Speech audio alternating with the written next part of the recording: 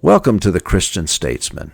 I'm your host, Zach Wagner, and this is episode 28, Faith, Reason, and the West. If we take a broad-based historical perspective, America can be viewed as the culmination of centuries of thought, both from the perspective of emerging scientific reason and the explosion of new faith from the Renaissance. We are a society that has historically worked by a delicate combination of our faith and reason. Faith has advised our moral framework from which reasonable solutions are debated and thought through, eventually turning into culture and policy. Any functional society that wants to be sustained over time must maintain this balance between faith and reason. If we abandon reason and only employ the dogmas of faith, we get Yemen. If we employ only reason in our pursuits and delete the moral absolutes of faith, we get China.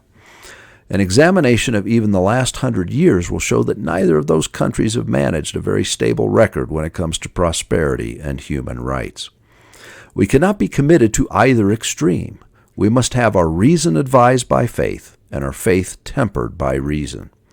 The continuing trend towards identity politics and political correctness seems to challenge both faith and reason, seeking to pull out the underpinnings from both. The late Clayton Christensen, professor at Harvard University, told the story about a Chinese doctoral student that was noteworthy. He asked his student if he had learned anything unique in his time in America. The student's response moved him. His student noted that he had never understood the powerful role of religion in democracy. We do things in America not because we are forced to do so by a punishing state, but because we believe we will be accountable before God at some point. This higher standard makes reason more effective. This is the overwhelming power and role of faith in Western society, a responsibility to freedom and a divine accountability for our actions with that freedom. Equally important are the concepts of reason. Under the umbrella of liberty, we are free to explore any concept that the mind of man can aspire to. Thus, with the advance of physics and mathematics, we can progress from the first flight at Kitty Hawk to landing on the moon in less than 70 years. There is no limit when faith and reason are applied in harmonious balance. But recent developments in our country, politically, would seek to abandon the very power that created America, and all for the benefit of a few who would seek to maintain power over America.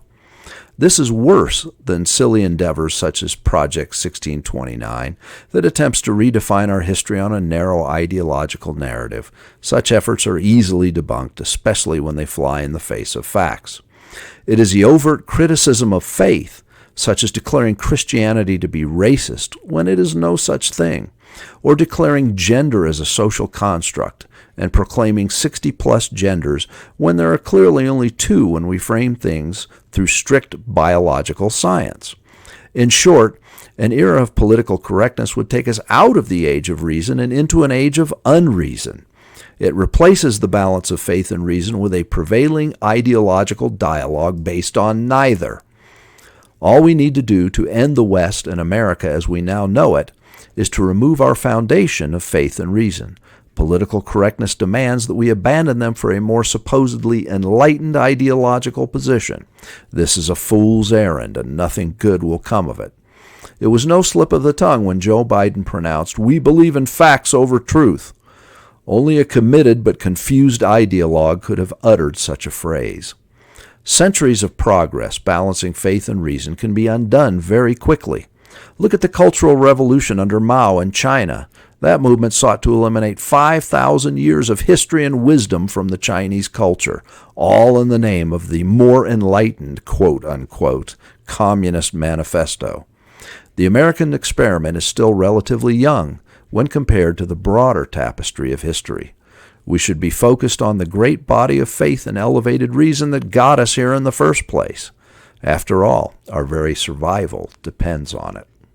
Thank you for being with us today. We hope you'll subscribe and, as usual, tell your friends. And have a blessed day.